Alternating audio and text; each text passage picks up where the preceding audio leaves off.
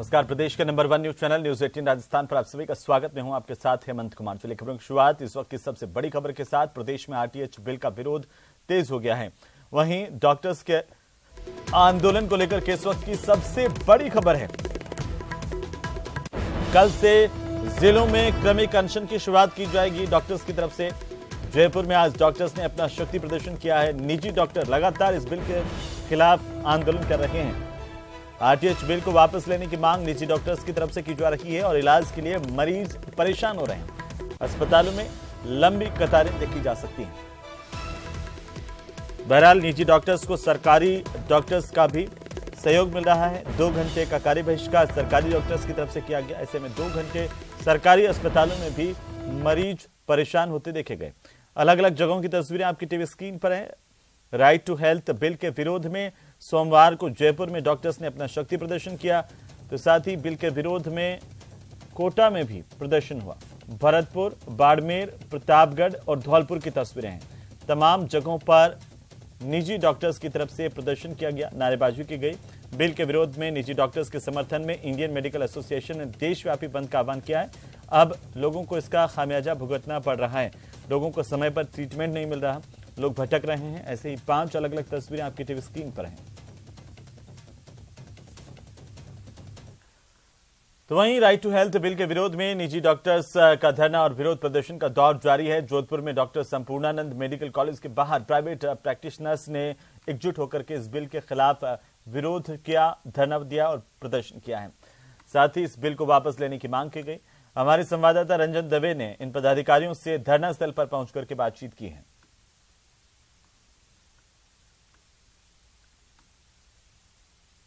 Right to health bill को लेकर के निजी चिकित्सकों का विरोध प्रदर्शन, आज विरोध प्रदर्शन का 9वां दिन है और जोधपुर के संपूर्णानंद मेडिकल कॉलेज के बाहर चिकित्सक धरना दे रहे हैं अपनी मांगों को मनवाने के लिए। एक प्रतिनिधिमंडल ने जयपुर कूच किया है, वहीं जो शेष 40 से 50 प्राइवेट हॉस्पिटल्स हैं उनके प्रतिनिधि यहां जुटे हैं इस बात को लेकर के कि सरकार उनकी बात माने, पुनर्विचार करे और इस बिल को वापस ले। और क्या मांगे रहने वाली और किस तरीके से ये विरोध जारी रहेगा? ये पूरा जो आंदोलन है सिर्फ एक ही मुद्दे पे है, नो टू आरटीएच। इसके अलावा और कोई मांग हमारी है नहीं। ये पूरी नहीं हो पाती तो फिर क्या रहेगा? अभी इस बारे में नहीं सोचा है। हम लोग बिल्कुल क्लियर हैं इस बात। No to RTH is only way to go. लगातार 1 वार्ता हुई, 2 वार्ता हुई, अपील जारी की जा रही है, फिर कब तक सफर कर पाएंगे? ये बहुत मुश्किल है। प्राइवेट चिकित्सालयों के लिए अपने आप को सस्टेन कराना बहुत मुश्किल काम है। पर जब हमारी आइडेंटिटी पे ही आ गई, जब हमारे काम करने की उस पूरी क्षमता पर ही क्वेश्चन मार्क लगाना चाह रही है सरकार, तो हमारे लिए इससे बड़ा और कुछ नहीं हो सकता। ये बिल बिल्कुल न्यायोचित नहीं है। इससे आम जनता और चिकित्सक समुदाय में गलतफहमी पैदा होगी और रोज लड़ाई झगड़े होंगे और इस माहौल को खत्म करने के लिए इस बिल का रोल बैक होना बहुत जरूरी है। इसलिए हमारा एक ही उद्देश्य है, नो टू आरटीएच। जोधपुर से कैमरा पर्सन समीर खान के साथ रंजन दवे, न्यूज 18 राजस्थान। तो वहीं सीपी जोशी ने राजस्थान बीजेपी की कमान संभाल ली है। जयपुर में हुए शक्ति प्रदर्शन में बीजेपी ने गहलोत सरकार के खिलाफ जोरदार प्रहार किया और अपनी रणनीति साफ कर दी है।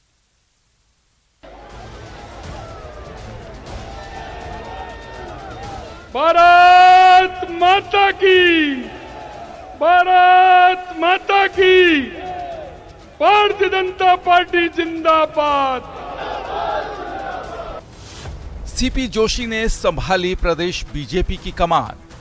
आप और हम सब लोग, कोई कारण रहा होगा कि मात्र 1.5 लाख वोटों से हम पीछे रह गए, लेकिन मुझे विश्वास है कि सीपी जोशी अकेला नहीं, ये पूरे मंच का आशीर्वाद और मार्गदर्शन और आपका पूरा समर्थन हम इस 2023 के विधानसभा चुनाव में इस नकारा और बेकारा सरकार को उखाड़ के फेंकने का काम करेंगे।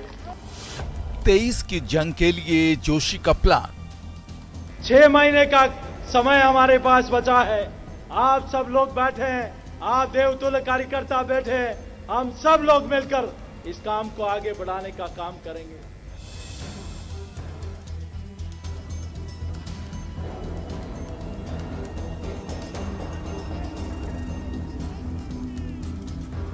बीजेपी आलाकमान ने 2023 के आम चुनाव से ऐन पहले जब राजस्थान में अपना सेनापति बदला तो कयासों का दौर शुरू हो गया।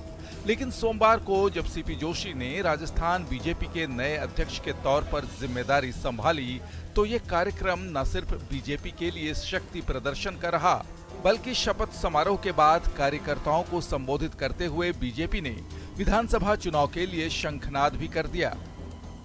मित्रों, क्या ऐसी सरकार को आप बदलना नहीं चाहोगे? क्या ऐसी सरकार को बर्खास्त नहीं करोगे? जनता की अदालत में बर्खास्त करने का यही समय है, सही समय है मित्रों। 25 की 25 सीटें फिर लोकसभा के अंदर, और 200 में से एक फॉर्चूनर की सवारी जितनी बचे तो बचे। कांग्रेस को इतना रोंदना है और ऐसे कार्यकर्ताओं के भरोसे रूंदेंगे। आज राजस्थान की जनता यह मांग कर रही है कि जितने से जल्दी ये कांग्रेस की कुशासन वाली सरकार जाए। धोखे में आई हुई कांग्रेस की सरकार, झूठ बोल करके आई हुई कांग्रेस सरकार, उसको धक्का मारने के लिए राजस्थान की जनता तैयार है।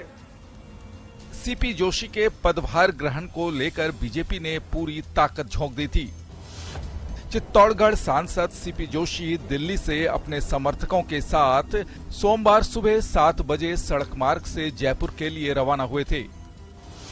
इस दौरान शाहजहांपुर बॉर्डर पर उनका बीजेपी कार्यकर्ताओं ने गर्मजोशी से स्वागत किया। नीमराणा, बहरोड़, कोटपुतली, विराटनगर और आमेर होते हुए उनका काफिला जयपुर पहुंचा। जयपुर शहर में स्थित खोले के हनुमान जी मंदिर, ट्रांसपोर्ट नगर चौराहा, धर्म सिंह सर्कल, त्रिमूर्ति सर्कल, स्टेच्यू सर्कल पर उनका स्वागत कार्यक्रम हुआ। जयपुर ग्रामीण सांसद राज्यवर्धन सिंह राठौर सीपी जोशी के साथ कार में मौजूद थे। जोशी ने बीजेपी मुख्यालय में पहले पूजा अर्चना की, फिर पूर्व अध्यक्ष सतीश पूनिया से पदभार ग्रहण किया। इस दौरान पार्टी के राजस्थान प्रभारी अरुण सिंह सहित कई वरिष्ठ नेता मौजूद रहे। पदभार ग्रहण समारोह में अरुण चतुर्वेदी, ओम माथुर, उपनेता प्रतिपक्ष राजेंद्र राठौर, 12 झालावाड़ के सांसद दुष्यंत सिंह शामिल रहे। तो पूर्व सीएम वसुंधरा राजे ने वीडियो कॉन्फ्रेंसिंग के जरिए उपस्थिति दर्ज कराई। ताजपोशी में आला नेताओं के साथ प्रदेश भर के कार्यकर्ता भी शामिल हुए और कार्यकर्ताओं का उत्साह देखकर मंच पर मौजूद नेताओं का भी जोश हाई हो गया। तो वहीं बीजेपी के नवनियुक्त प्रदेश अध्यक्ष सीपी जोशी ने मोती डूंगरी गणेश मंदिर पहुंचकर के पूजा अर्चना की। सीपी जोशी ने बीजेपी पदाधिकारियों के साथ मंदिर में दर्शन किए और इस दौरान मंदिर परिवार के सदस्यों ने सीपी जोशी का जोरदार स्वागत किया। इसके बाद उन्होंने गोविंद देव जी मंदिर पहुंचकर के भी विशेष पूजा अर्चना की है।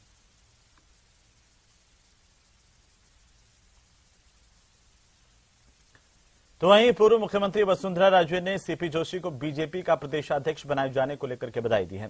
राजे ने कहा है कि हम सब मिलकर विधानसभा चुनाव 2023 और फिर लोकसभा चुनाव 2024 में बीजेपी को बड़ी जीत दिलाएंगे। पार्टी के नवनियुक्त अध्यक्ष सांसद श्री सीपी जोशी का मैं तहे दिल से स्वागत करती हूँ। चुनाव बहुत ही करीब है और हम सबको मिलकर इस परीक्षा को पास करना है। इसलिए आज माई से मेरी यही प्रार्थना है कि हमारे प्रदेश और हमारे प्रदेशवासियों को खुशहाल बनाए और उसके साथ साथ 2023 और 2024 के अंदर हम सब मिलकर हमारे प्रदेश के अंदर फिर से कमल खिलाएं।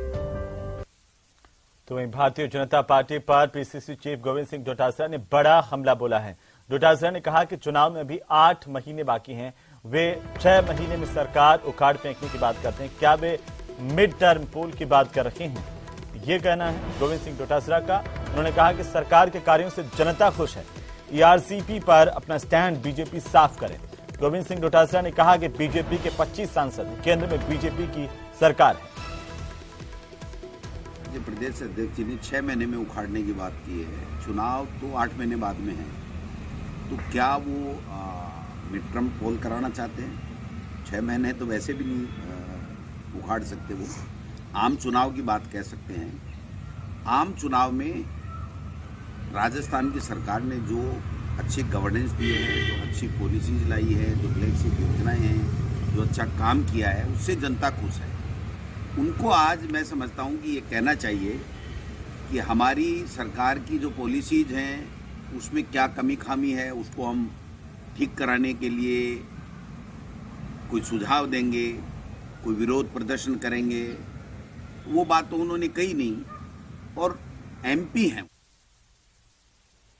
तो वहीं डेमोक्रेसी डिस्क्वालिफाइड पर कांग्रेस पार्टी प्रेस कॉन्फ्रेंस करेगी। 29 मार्च को राजस्थान में 4 जगहों पर प्रेस कॉन्फ्रेंस की जाएगी और पत्रकारों से कांग्रेस के नेता मुखातिब होंगे। जयपुर में दीपेंद्र हुड्डा, कोटा में संदीप दीक्षित प्रेस कॉन्फ्रेंस करेंगे, तो वहीं जोधपुर में आलोक शर्मा और उदयपुर में अभय दुबे प्रेस कॉन्फ्रेंस करेंगे। 28 और 29 मार्च को देश में 35 जगहों पर कांग्रेस पार्टी इस तरह से अलग अलग जगहों पर एक साथ प्रेस कॉन्फ्रेंस करेगी, अपनी बात रखेगी। तो चलिए आगे बढ़ेंगे। कोटा में राहुल गांधी की संसद सदस्यता खत्म करने के मामले को लेकर सांगोद के विधायक और पूर्व मंत्री भरत सिंह ने केंद्र की भाजपा सरकार पर बड़ा हमला बोला है। भरत सिंह ने कहा कि देश में लोगों को बोलने की आजादी नहीं है। एक ग्राम पंचायत के सरपंच को भी हटाने से पहले उसका पक्ष सुना जाता है, लेकिन राहुल गांधी का पक्ष सुने बिना संसद से डिस्क्वालीफाई कर दिया गया। इसके खिलाफ हम कोटा में लड़ाई लड़ेंगे। भरत सिंह ने कहा कि देश की प्रजातांत्रिक व्यवस्था पर हमला हो रहा है। कांग्रेस के नेता की संसद सदस्यता योजनाबद्ध तरीके से रद्द की गई है। आज तक इतिहास में ऐसा कहीं भी नहीं हुआ। उन्होंने कहा कि भारत जोड़ो यात्रा में मिले जन समर्थन से बीजेपी बौखलाई हुई है। 31 मार्च को पार्टी की स्टेट लीडरशिप कोटा आ रही है, उनके साथ बैठकर चर्चा करेंगे। कोटा में बड़ा आंदोलन होगा, ये कहना है भरत सिंह का। और किस तरह से लोकतंत्र को तोड़ा मरोड़ा जा रहा है। आज दिन तक इतिहास में ऐसा कभी नहीं हुआ कि लोकतंत्र की धज्जियां उड़ाई दी जा रही है। 30 तारीख को हमारे डोटासरा जी, गहलोत साहब और रंधावा जी यहाँ रहे। उसके बाद जो भी हमारे अन्य भरत सिंह जी हैं, नहीम गुड्डू जी हैं, रामगोपाल जी, जो भी देहात के नेता हैं, उनकी सबकी सलाह मशुरा से करके हम आगे की रणनीति तैयार करेंगे। इस पूरे प्रकरण को एक बहुत गंभीरता के साथ मैं ये बात कह रहा हूँ कि हमारे मुल्क में प्रजातांत्रिक व्यवस्था है, और जिस प्रकार से एक राष्ट्रीय पार्टी कांग्रेस के मेन स्पोक्समैन राहुल गांधी जी जो सांसद हैं, उनको जिस प्रकार से हटाया योजनाबद्ध तरीके से, उसकी भर्त्सना करता हूँ। चूरू के सुजानगढ़ नगर परिषद प्रशासन की तरफ से अवैध निर्माणों के खिलाफ कार्रवाई शुरू की गई है। इसी के तहत राजकीय पीसीपी स्कूल के पास बन रहे व्यावसायिक निर्माण में नियम विरुद्ध जाकर बनाए गए पिलर्स को नगर परिषद की जेसीबी की ओर से तोड़ा गया। नगर परिषद के आयुक्त की तरफ से कहा गया कि भविष्य में अवैध निर्माणों के खिलाफ इस प्रकार की कार्रवाई लगातार जारी रहेगी। आज जो पीसीपी स्कूल के पास में जिसको परमिशन दी गई थी, उसके द्वारा परमिशन के विपरीत कार्य किया गया था, तो उसके जो परमिशन के विपरीत जो कार्य किया गया था उसको ध्वस्त कर दिया गया, और उसको हिदायत दी गई है कि जो बेसमेंट में दिया गया उसी के अनुसार कार्रवाई करें। और आगे भी उनको ये कहा गया है कि बिना निर्माण स्वीकृति के कार्य नहीं करें। खबरों में फिलहाल वक्त एक छोटे से ब्रेक का, जल्द लौटेंगे।